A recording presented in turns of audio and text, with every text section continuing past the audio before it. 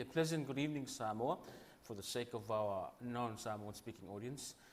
Pleasant good evening and welcome to another edition of our Tulino program. Tonight, we have the great pleasure of welcoming our special guest on our show tonight. He'll be appearing on a couple of our episodes. It's a pleasure to welcome Dr. Peter Baofu. Dr. Peter Baofu is an American visionary and author of 144 theories and visions, with 178 scholarly books and many other numerous articles that he's written, and he's well known all over the world. He's been around the world on various television stations, and also his books and his scholarly writings are used on various universities around the world. It is a pleasure to welcome you, Dr. Baofu, to NUS TV this evening. Okay, thank you for having me. Okay, well, to start off, I thought I would just talk a little bit about yourself, and it's your opportunity just to tell the audience who you are and what you are about. And I've noticed that you've been all over the world on various television stations doing interviews. And I wanted you just to touch base on why is it important for you just to get the message out to people about yourself. Yeah, you have mentioned some of my works already, so maybe I can just add a few more. I'm the author of 178 books so far in all fields of knowledge in relation to the mind, nature, society, and culture. That is, in all fields of the formal sciences, the natural sciences, the social sciences, and the humanities. And I try to provide different solutions and visions, and I have provided more than 145 different new visions and theories of the human future in relation to the mind, nature, society, and culture.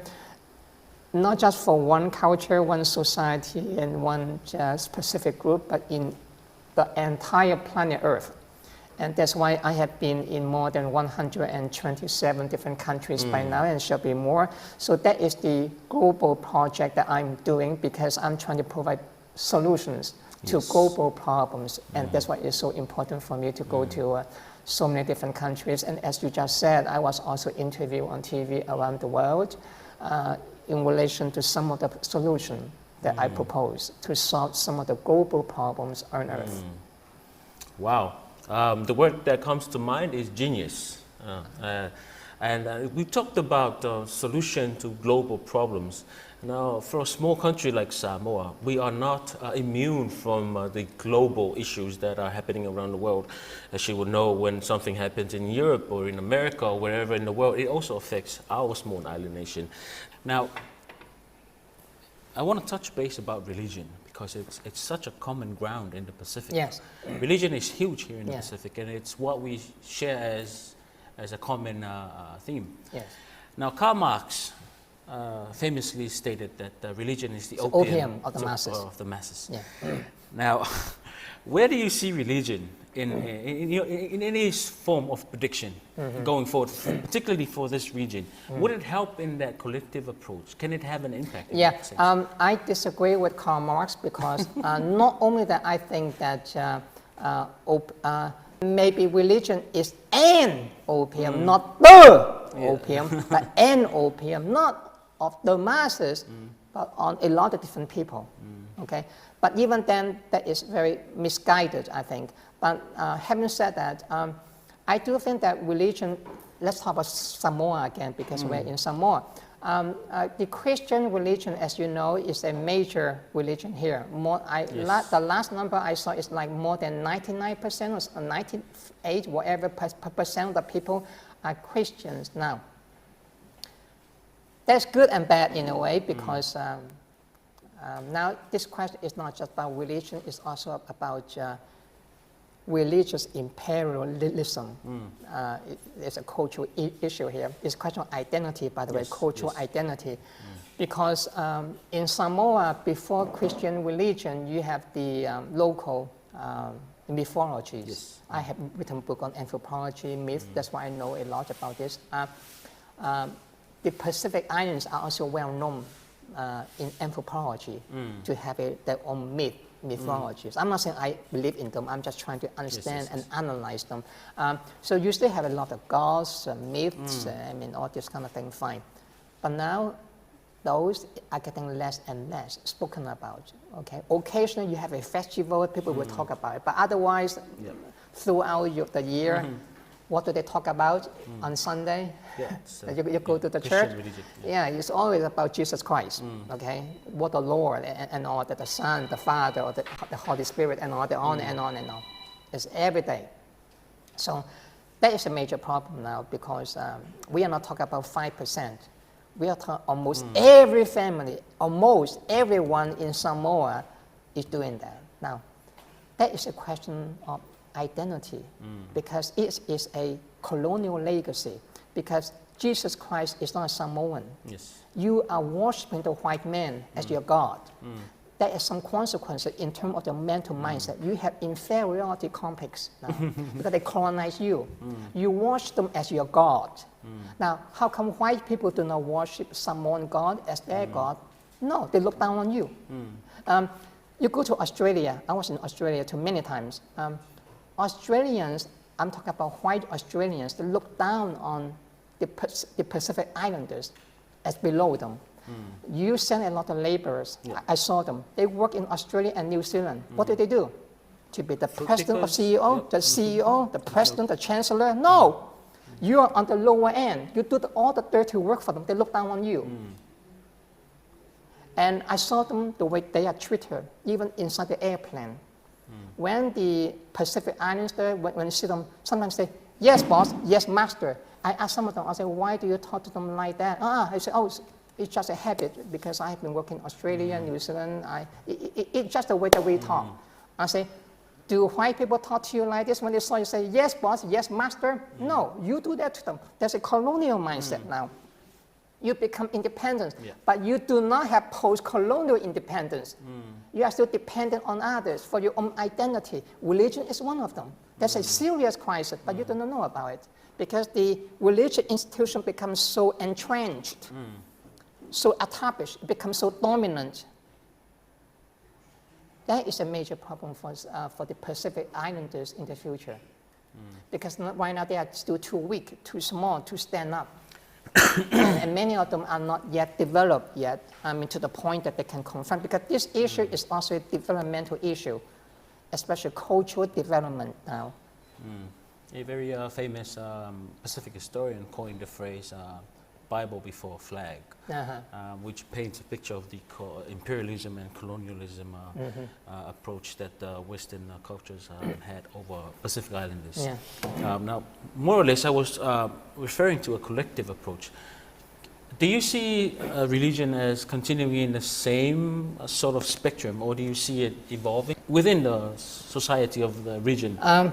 In fact, I do think that now that is related to another theory that I remember. I'm not the founding father of 2 or 3 or 4. I have 145 different new theories and visions.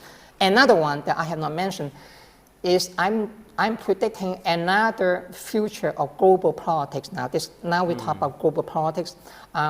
That's what I call about the rise of China and India as the dominant superpowers on Earth. Now, that is going to have fundamental change in Asia and also in the Pacific Islands. And this is exactly happening now because China is coming in more and more. And that's why Australia, New Zealand, and the US are trying to ask everyone in the region to resist.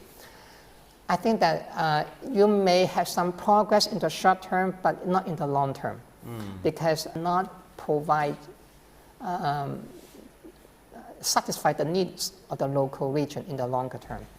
And that's why they need Chinese investment, infrastructure, and all that. Why do you think that the Pacific Islands, they must be so stupid as to, if China is so bad as the Australian, New Zealand, and they have told you, why don't they keep attracting? Because China gave them something that they cannot get otherwise. There's something in Africa. So before you go and criticize someone, sometimes you have to see why that is needed. It's just like drugs in America.